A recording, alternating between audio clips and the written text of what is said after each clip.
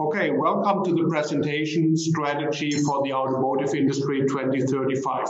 Why we are talking about the automotive industry 2035? Because in the next 10 to 15 years, we will see a tremendous change in this industry.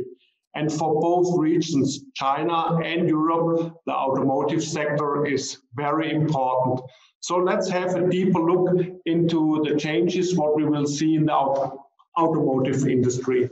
There are three drivers which are shaping the transformation of the automotive industry. Actually, we see the influence of the COVID-19 pandemic. For sure, this is a short-term changing driver, but in the midterm, we see especially the mega trend of global warming. This drives the trend to more electrified cars.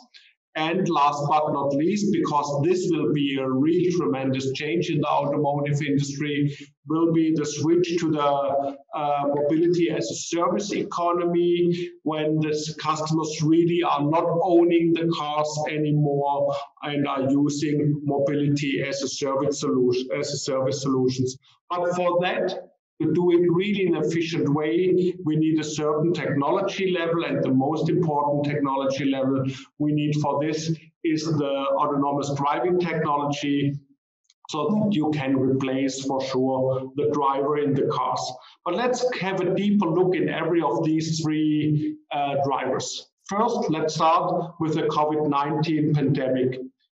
We see actually two discussions in the automotive industry, and they are not quite clear, because some suppliers, for example, are arguing, oh, we have to localize our supply chain, even also OEMs, to be more independent on the other regions.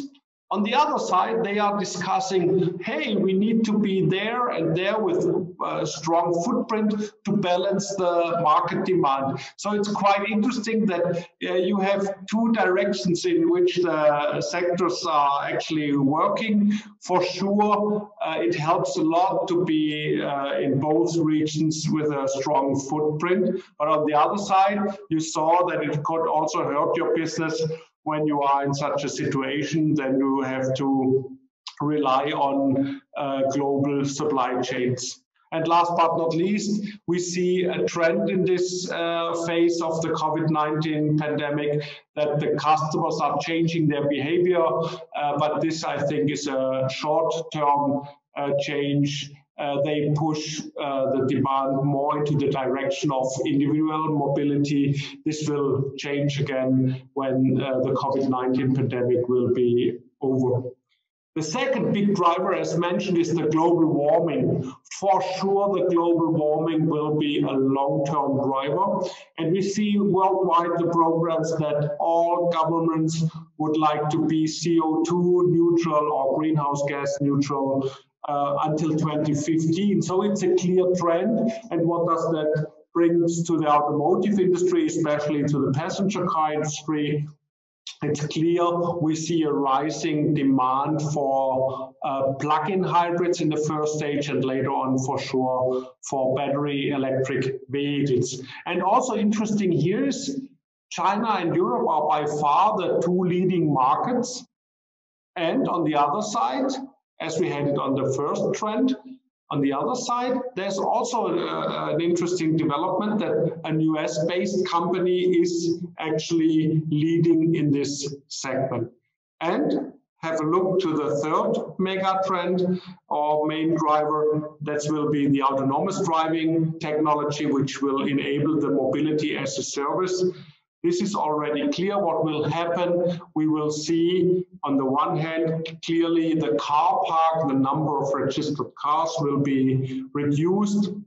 And also the business model will be different, because you will see less car owners on the customer side, more mobility users. But, and this is interesting, the production volume worldwide and the sales volume will not go down dramatically, because the customers at the end will don't change their mobility demand. So today's average customer in Europe, for example, is driving or is using his car for 15,000 kilometers a year. And also in the future, when he's sharing the mobility, he will also use at least the mobility solution for 15,000 kilometers. So at the end, a shared vehicle will have a yearly running rate of more than 100,000 kilometers. So you can simply calculate after 5 years, it will have more than 500 kilometers, 500,000 kilometers on the engine. So let's have a closer look to every of these three changing drivers. Let's start again with the COVID-19 discussion. As said, a lot of OEMs are actually localizing their supply chains. The keywords are nearshoring, multi or at least second sourcing, so to be more independent. On the other hand, they are all discussing a strategy. Hey, it's better to be with a strong footprint on both markets. And I switch now to the next chart where you can see, for example, the passenger car development. In the first chart, you see the total passenger car market, and just look to a year like 2015. Europe was strong with the growth rates. China was not that strong. In the year 16, we see the different story. China was strong, Europe was not so strong. And if you look to the phase from 2009 to 2013, where you see the impact of the financial crisis, where Europe was weaker, China was super strong in this period. And if you look to 2020, in the actual year, you will see the same pattern. At the beginning, Europe was strong, China was weak because of the COVID-19 impact and the Chinese New Year, the combination of both for sure. And now we see the story the other way around. Europe is weaker and China is already recovering very fast. And even if you look to the premium segment, where you have the top brands, you see the same story. And for this year, it's even more tremendous. In 2020, you see that China is already above the year of 2019, and Europe is below the sales volumes of 2019. So you see that it's really worth to balance between the two markets. And this is not valid for only these two markets, but I would like to have a discussion and a spotlight on these two regions because we are talking today about Europe and China. So this is for me a very, very important story that we have not to discuss only in one direction. Oh, let's try to be more independent. It's a combination. You cannot do it just this way, and we will see it later on. I will come to a very difficult word. It's an expression. We call it ambidexterity. Ambidexterity means to do two things in parallel, or to use your right hand, your most favorable hand, on both sides, because you have to do both. You cannot do only one story. And I think this fits perfect to the global footprint discussion. And if we come now to the global warming discussion, we will see the same story again. Actually, and you mentioned this in your presentation already before, we see there are new players, there are new players in the market which raise the technology, but in a lot of markets we are still in a phase where we call it a push market. Where the electric car sales, in which regions are the electric car sales strong? So you have in China, for example, regions where you have always legal restrictions like number plate restrictions and so on. So in these countries or in these regions, or in this case in these cities, it's for the customer attractive to buy a battery vehicle car because he gets a number plate, or he pays less for a number plate. Or like to some European markets where we have huge taxes on combustion engines cars, and for battery vehicle cars, you don't have to pay these high taxes. So that's why we are still in the stage of a push market. Why are some markets more favorable for battery vehicle manufacturers, like the Norwegian market here in Europe? Because the advantages, the tax advantages are so huge. It's far more cheaper to drive, for example, an expensive Tesla compared to a Volkswagen Golf. So, and if you are in this level of comparison, for sure, you buy the more attractive, bigger car. But we will see a change, and this change is just starting. And that's why we say now it's important that you have to play in this market field, because now we call it the pull factors are coming. The pull factors are meaning that the customers are now more and more asking for battery vehicles. Why? Because the ecological awareness is rising. A lot of customers are now experiencing the vehicle characteristics, the noise, the acceleration, and so on. They learn that the ranges are now increasing to 400 to 500 kilometers, what is at least in Europe a very important sales argument, because typically the car is not only a car for the urban area. And you see also that the fast charging network is developing fast, so the charging time is going down, and so on and so on. So you see now that the market will develop fast. And why I'm talking about the push and the pull phase, because as we said, for localization or to be independent, or on the other side, balance the demand between two markets, you have to do in this segment the same. We are back to this crazy word, ambidexterity. You have to manage the old business, because there are still a lot of customers which are really willing to buy combustion engine cars. And on the other side, there are the customer base which is growing fast for battery vehicles. You have also to supply with interesting solutions. Again, you have to do two things in one organization, in one system. To have to manage the old business, the former business, and on the other side, and also with the right hand, you have to manage the new business. Let's have a look to the global markets. And I think this is, for me, very interesting. You see, Europe and China are dominating the plug-in hybrid and battery vehicle markets by far. The two markets are representing 80% of the markets. But on the other side, I said, it's interesting that especially a US player is dominating on the supplier side, actually, in the market. Because his home market is not so strong in this area. We see here also an opposite development on the supplier side, on the OEM production side, compared to where the markets are developing.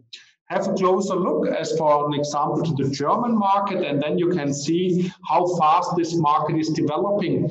You see, 3 years ago, we had around 50,000 sales a year of battery vehicles and plug-in hybrid vehicles. So it was always a share of 50 to 50% roundabout. In China, it's a little bit different. The battery vehicle segment is close to 80%. But this is an example now for Germany. And you see how fast it is developing. So first 2018 was still weak, 2019 was growing fast, but not really tremendous. And now we have the changes in the tax system. We have the charging network, the fast charging network out there. And so now you see a really fast development. And for this year, the forecast is predicting around about 275. It could be even a number around 300,000 units sold this year. And then we are talking already about 8 to 10% of the sales mix. Let's have an outlook. Is the battery vehicle really the right solution? And let's talk about the efficiency factors. We know today using a battery vehicle is the most efficient way to use a car. Because we see that especially using green energy, it's the most efficient way to use it in a battery electric vehicle. But this will change into the future when we come up with a green hydrogen economy, and this is developing in the next 5 to 10 years. Then for sure it maybe makes more sense to use fuel cell cars from the efficiency factor side.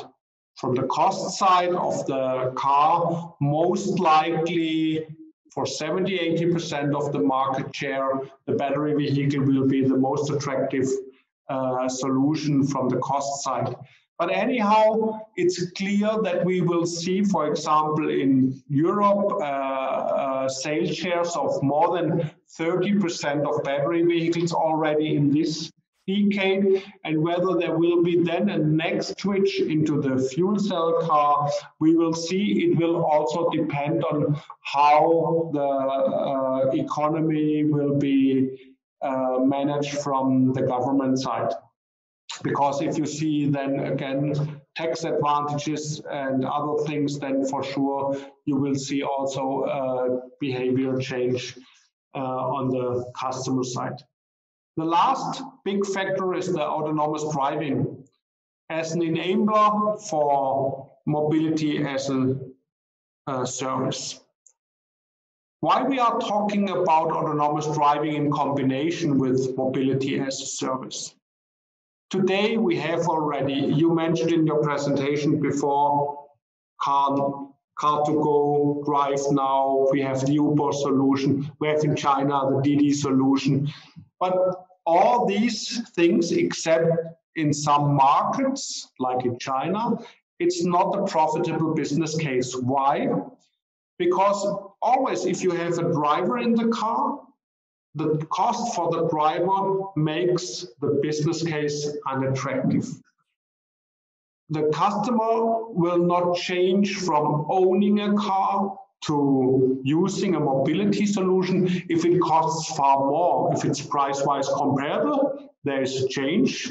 Yeah, there will be a change, but today, be honest, in a lot of markets where you have higher salaries, it's not attractive as a business cases. So you see Uber is not earning money, a lot of other mobility solution providers are not earning money, and also the famous example you mentioned with the German OEM solutions with Drive Now and Car to Go was not that profitable.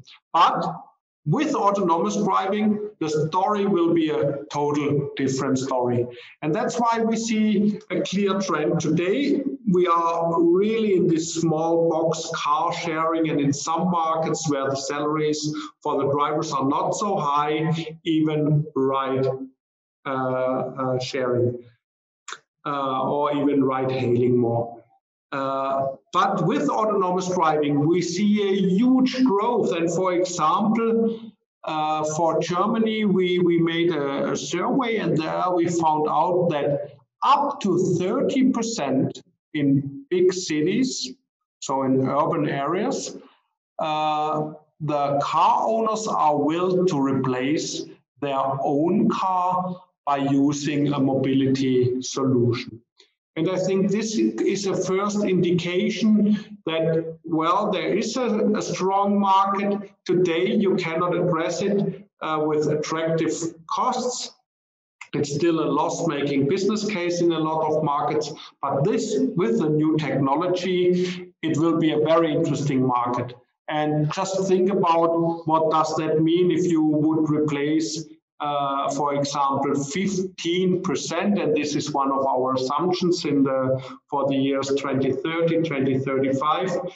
Just if 15% of today's car park owners, so in Europe we have 260 million registered cars, 15% is, we are talking about 39 million car owners, are replacing their car by mobility solutions. And then we will see for sure for these 39 million cars we are replacing as owned cars, we have to add, we now call it autonomous driving vehicles for mobility on demand cars.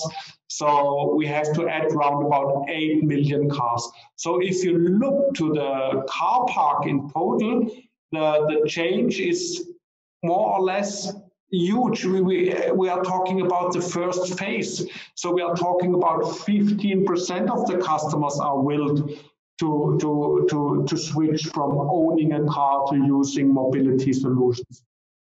So we have already a reduction of around 30 million registered cars in Europe.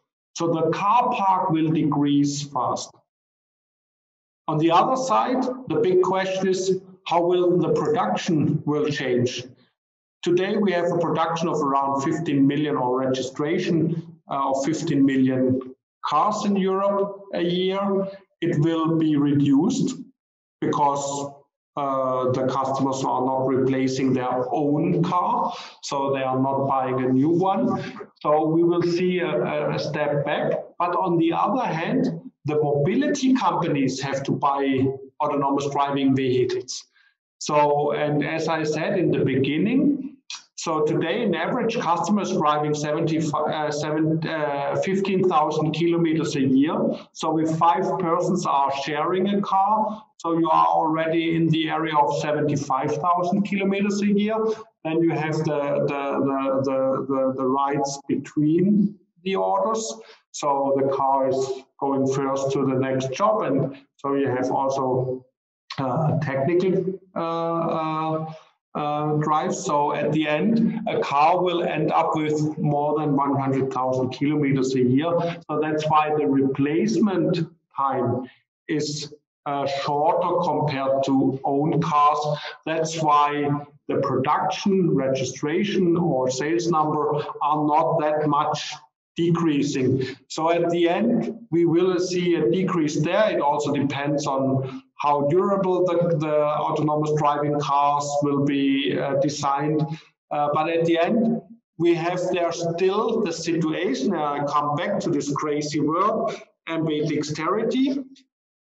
The car manufacturers have to do for a lot of customers still producing cars because they would like to own their car, including an autonomous driving system. So if you look, for example, to a high-end segment, to a premium high-end segment, this customer will never share most likely his car, but he would like to have the convenience of the autonomous driving system.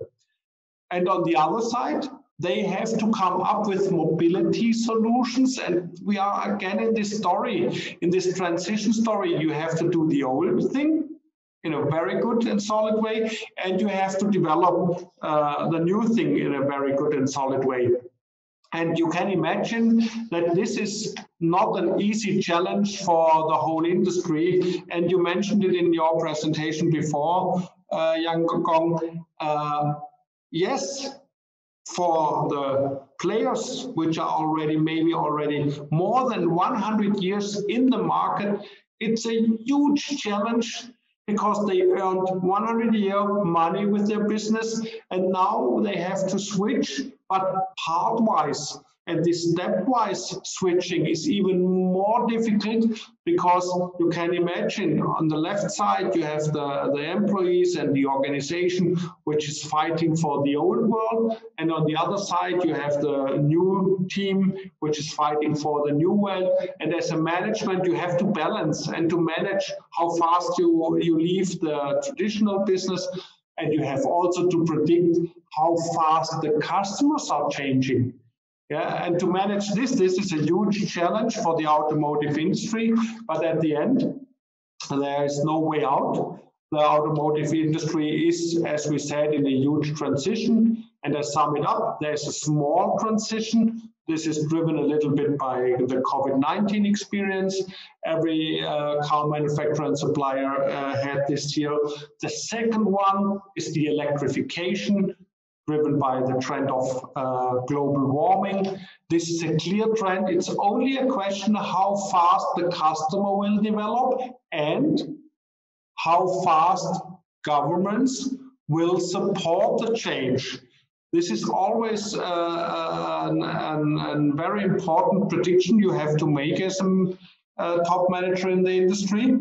And third, when will be the technology of autonomous driving will be available that you can really run a profitable business case for mobility solutions, also in the markets where we have higher salaries for the drivers. So at the end, there are three big stories, three big drivers, and we have to manage in the automotive industry. And as I said, there's a lot to do in the industry. So cross the fingers that most of the employees and most of the companies are well performing in this transition phase. Thank you very much.